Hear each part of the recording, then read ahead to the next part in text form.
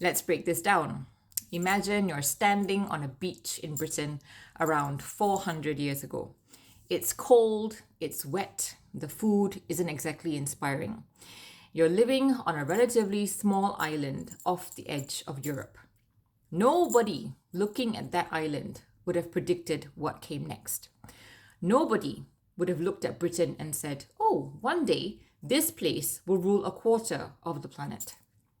And yet that is exactly what happened. By 1920, the British Empire governed around 458 million people. That's roughly 1 in every 4 human beings alive at the time. Think about that. Walk down any street in the world in 1920, and every 4th person you passed was living under British rule. The empire stretched across every inhabited continent. Canada, Australia, New Zealand, India, large parts of Africa, the Caribbean, Hong Kong, Singapore, the Middle East, countless islands, ports, and territories scattered across the globe. People often say the sun never sets on the British Empire. That wasn't patriotic poetry. It was literally true. Somewhere in the empire, the sun was always shining. Now, here's where it gets even more remarkable. Britain itself was not a giant. Around 1900, Britain's population was roughly 40 million people, yet it governed hundreds of millions more. It wasn't conquering the world with overwhelming numbers. It was doing something far more unusual. So how did a relatively small island achieve something no empire before it had ever achieved? Part of the answer lies in the sea. Britain became obsessed with ships. While many European powers focused on controlling territory close to home, Britain looked outwards. Trade routes, shipping lanes, oceans. The Royal Navy became so powerful that at times it was larger than the next 2 biggest navies in the world combined. Imagine that today. One country possessing a navy bigger than 2 nearest rivals put together. Control the sea and you control trade. Control trade and you generate wealth. Generate wealth and you build more ships. The cycle feeds itself. But Britain didn't just control territory. It controlled some of the world's most important trade routes and strategic locations.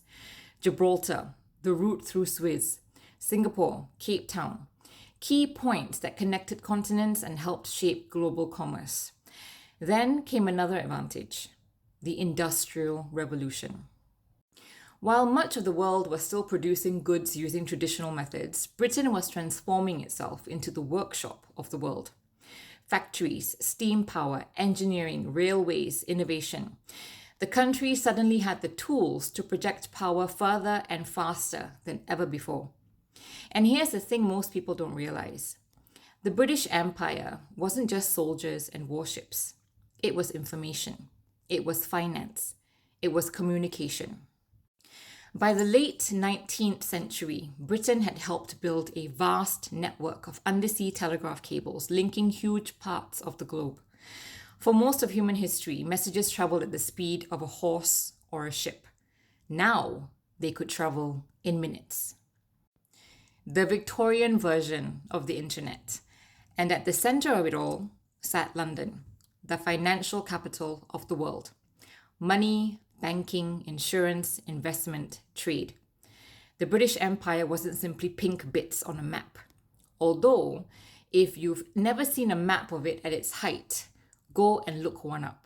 The amount of pink is almost ridiculous. It looks less like a collection of territories and more like somebody just forgot to stop coloring. The empire was a global system, a network, a machine connecting continents through trade, finance, shipping, and communication. Its influence reached far beyond the territories it governed. The English language spread around the world. Today, pilots speak English. International business is often conducted in English. Scientific research is overwhelmingly published in English. Millions of people who have never set foot in Britain use English every single day. That didn't happen by accident. And by the early 20th century, this small island nation had built the largest empire humanity had ever seen. Not Roman, not Mongol, not Ottoman, British. Now, whether you believe the British Empire was good or bad is one debate. Whether it was successful is another. Judged purely by scale, reach, and global influence, no empire in human history achieved more. But here's the twist. The story most people have been told is incomplete. The British Empire was not built primarily by kings. It wasn't built primarily by politicians. And it wasn't even built primarily by the British Army. It was built by something far stranger, a private company. And once you understand that company, you begin to understand how a small island came to rule a quarter of the world. And that's where we're going next in part 2.